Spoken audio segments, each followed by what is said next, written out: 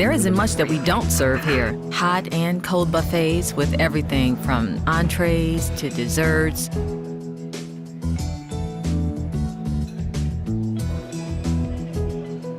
Fresh carved turkey, ham, and rib roast. On top of that, you can order steaks, chops, chicken, and salmon hot off the grill. And that doesn't even count breakfast. We've got a big kitchen. Everything we got going on keeps it going full tilt all the time. They really have to stay on their toes in there. And so do I. I've been with Charlie's for as long as I can remember. I started on the floor and worked my way up. And along the way, I must have taken every food safety course that corporate had to offer. And that's on top of all the management and training courses that I've taken. I wanted to cover as much as I could because there's a lot to know, a lot to watch out for, and a lot of knowledge to pass on to my staff. I learned 2 basic lessons early on, way back when. The first was to develop 20/20 vision with the eyes in the back of my head. And the other was to train my staff right so I can rely on their skills and their eyes to keep our food safe and the operation running smoothly. Because after we've safely received and stored all our food, it has to be prepared, cooked, cooled, reheated, and served with just as much care and attention to detail. We have to do that because the risk of cross-contamination and time temperature abuse are the greatest at those particular points in the flow of food. To prevent these risks, you're going to need to know how to thaw food, how to prepare specific food, how to cook food, and about the cooking requirements for specific types of food. You'll also need to know the proper way to cool food, reheat food, hold food, and serve food. Let's start with food that you've just taken out of the freezer. When you thaw frozen food, it's exposed to the temperature danger zone. And just like that, any foodborne microorganism present will begin to grow. To prevent this growth, you need to make sure that food is never thawed at room temperature.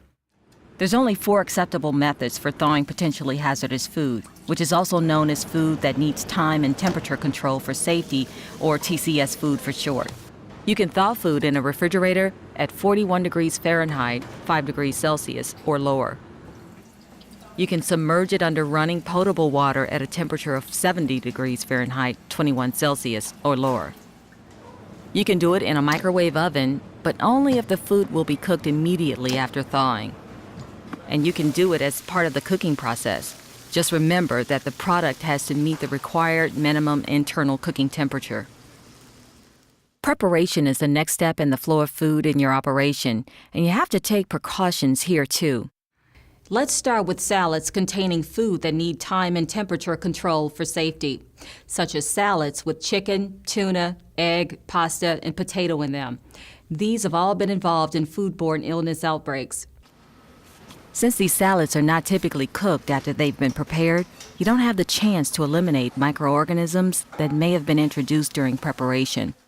But if you follow these preparation guidelines, you'll minimize the risk associated with them. First, if you're using leftovers to make salads like pasta, chicken, or potatoes, make sure you've eliminated any potential hazards. That means that these ingredients should only be used if they've been cooked, held, cooled, and stored properly. And you should also make sure that they haven't been kept past the use-by date. Food that needs time and temperature control for safety also includes eggs and egg mixtures, since they're able to support the rapid growth of microorganisms. If you're preparing egg dishes requiring little or no cooking, you should consider using pasteurized shell eggs or egg products. You can do that for dishes such as mayonnaise, eggnog, Caesar salad dressing, and hollandaise sauce.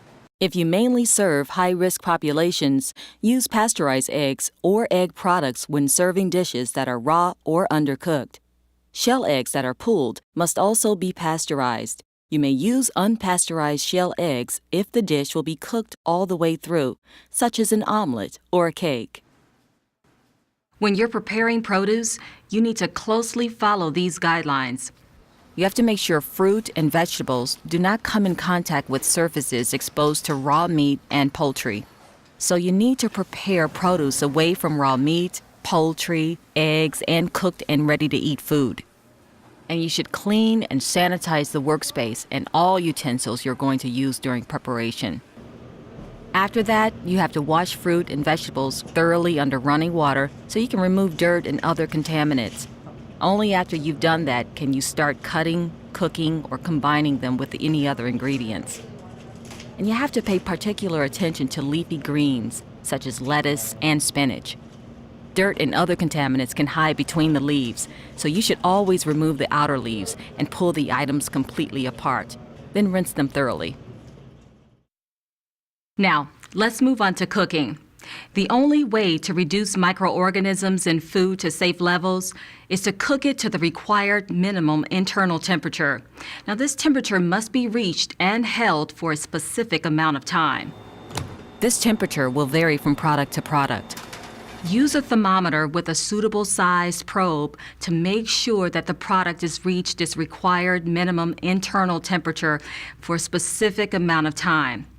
Now remember, I'm talking about the internal temperature of the food, not the temperature setting for an oven. When checking temperatures, always check in the thickest part of the food, taking at least 2 readings in different locations.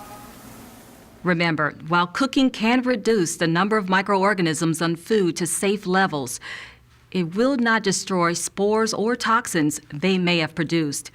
That's why it's really critical to handle food safely before it's cooked. That way, spores and toxins don't have time to form. Now, there's different cooking requirements for specific types of food. For all poultry, that includes whole or ground chicken, turkey, and duck, cook to a minimum internal temperature of 165 degrees Fahrenheit, 74 Celsius, for 15 seconds. If you're making stuffed meat, fish, poultry, and pasta, you need to cook it until the food reaches a minimum internal temperature of 165 degrees Fahrenheit, 74 Celsius, for 15 seconds. And when you're cooking ground meat, such as hamburgers or sausage, you should cook it until it reaches the minimum internal temperature of 155 degrees Fahrenheit, 68 Celsius, for 15 seconds. If you're cooking injected meat like brine ham and flavor-injected roasts, you have to cook it until it reaches the minimum internal temperature of 155 degrees Fahrenheit, 68 Celsius, for 15 seconds. For pork, beef, veal, and lamb, make sure you cook steaks and chops to a minimum internal temperature of 145 degrees Fahrenheit, 63 Celsius, for 15 seconds. For roasts, you need to cook them until they reach a minimum internal temperature of 145 degrees Fahrenheit, 63 Celsius, and hold at that temperature for 4 minutes. Fish should be cooked until it reaches a minimum internal temperature of 145 degrees Fahrenheit, 63 Celsius, for 15 seconds. There's different guidelines for eggs, and they can be divided into 2 different categories: immediate service and hot held.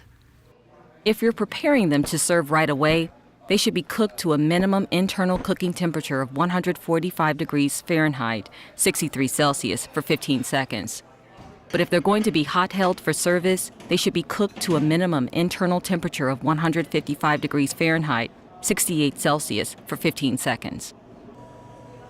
When you're cooking food that needs time and temperature control for safety, like eggs, poultry, fish, and meat in the microwave, its minimum internal temperature should be 165 degrees Fahrenheit, 74 Celsius. Be sure to cover the food and rotate or stir it halfway through cooking. And after cooking, let it stand at least 2 minutes to let the temperature even out. But there's more than cooking temps to watch out for. Cooling is just as important. Food that needs time and temperature control for safety must be cooled from 135 degrees to 70 degrees Fahrenheit, 57 to 21 Celsius, within 2 hours. And then from 70 degrees to 41 degrees Fahrenheit, 21 to 5 Celsius, or lower in the next 4 hours. Remember, this is a 2-stage process: 2 hours plus 4 hours. Both stages are very important, and it's critical that you keep your eye on the clock, especially during the first stage. That's because while microorganisms grow well in the temperature danger zone, they grow much faster at temperatures between 125 degrees and 70 degrees Fahrenheit, 52 and 21 Celsius. So food must pass through this temperature range quickly to minimize this growth. Cooling the food to 70 degrees Fahrenheit, 21 Celsius, within 2 hours allows it to pass quickly and safely through the most dangerous part of the temperature danger zone. But if food hasn't reached 70 degrees Fahrenheit, 21 Celsius within 2 hours, you have to either throw it out or reheat it and cool it again. Keep in mind that if you can cool the food from 135 degrees to 70 degrees Fahrenheit, 57 to 21 Celsius, in less than 2 hours, you can use the remaining time to cool it to 41 degrees Fahrenheit, 5 Celsius or lower. However, the total cooling time cannot be longer than 6 hours. For example, if you cool food from 135 degrees to 70 degrees Fahrenheit, 57 to 21 Celsius in 1 hour, you have the remaining 5 hours to get the food to 41 degrees Fahrenheit, 5 Celsius or lower. As always, check your local regulatory requirements. These are reliable times and temperatures, but make sure you check them against your local requirements. Now, when you're talking about cooling food, let's start with the big don't. You should never place large quantities of hot food in a refrigerator to cool. That's because refrigerators are designed to keep cold food cold. Most are not designed to cool hot food quickly. Besides that, placing hot food in a refrigerator may raise the internal temperature of the cooler. You can be warming up the interior and putting all the food stored there at risk. Before you start cooling food, you should begin by reducing its size to more workable portions. This allows it to cool faster. So cut large food items into smaller pieces or divide large containers of food into smaller containers or shallow pans. Once you've done that, there's a number of ways to cool food quickly and safely. Now, here's the 3 most common methods. 1, you can put the food in an ice water bath. You divide the food into smaller containers, then place them into a sink or large pot filled with ice water. Then stir the food frequently to cool it faster and more evenly. 2, food will cool even faster if you stir it with an ice paddle. An ice paddle is hollow, so it can be filled with ice or with water and then frozen. 3, you can place food in a blast chiller or tumble chiller. Now, blast chillers move cold air across food at high speeds to remove heat. They're especially useful in chilling large quantities of food like several pans of chili. Whenever you can, use a combination of these methods to cool food quicker. That's enough on cooling. Proper reheating of food has to be done just as carefully. Food that needs time and temperature control for safety that has been previously cooked, then reheated for hot holding, must be moved through the temperature danger zone as quickly as possible. You'll need to reheat it to an internal temperature of 165 degrees Fahrenheit, 74 Celsius, for 15 seconds within 2 hours. If the food hasn't reached this temperature within 2 hours, throw it out. With all the buffet service we have here, proper food holding is a subject that's near and dear to my heart. So, let me go over the general rules with you that you've got to follow to keep your food safe. Regularly check the internal temperature of both your hot and cold food using a calibrated thermometer fitted with the appropriate type of probe. Cold food that needs time and temperature control for safety must be held at an internal temperature of 41 degrees Fahrenheit, 5 Celsius or lower. And hot food that needs time and temperature control for safety must be held at an internal temperature of 135 degrees Fahrenheit, 57 Celsius or higher. But remember, never reheat food in equipment that isn't designed to do it. For example, you shouldn't use the steam table to reheat any food products. You've also got to check the temperature of food at least every 4 hours. If the food is not at the proper temperature, you have to throw it out. If you want to avoid wasting food, you should do what I do and check the temperature every 2 hours to leave time for corrective action. This might sound basic or obvious, but always cover the food to protect food from contaminants. The covers also help maintain the internal temperature of food. After handling food safely and cooking it properly, you don't want to risk contamination when serving it. That means training your kitchen and service staff properly and setting standards and procedures for any self-service areas. You need to train your staff to follow these procedures for serving food safely. Your staff should only use clean and sanitized utensils for serving. And they should use separate utensils for each food item, then clean and sanitize them properly after changing serving tasks. On top of that, the utensils should be cleaned and sanitized at least once every 4 hours during continuous use. You need to take every measure to minimize bare hand contact with food that's cooked or ready to eat. Your staff should handle food with tongs, deli sheets, or gloves. Some regulatory authorities allow bare hand contact in an operation if they've received prior approval. To do this, they must first outline policies for employee health and training in hand washing and personal hygiene. Check your local regulatory requirements to see if this applies to your operation. You also have to establish and enforce safe food handling practices with everybody on your staff. Everyone should take care to handle glassware and dishes properly.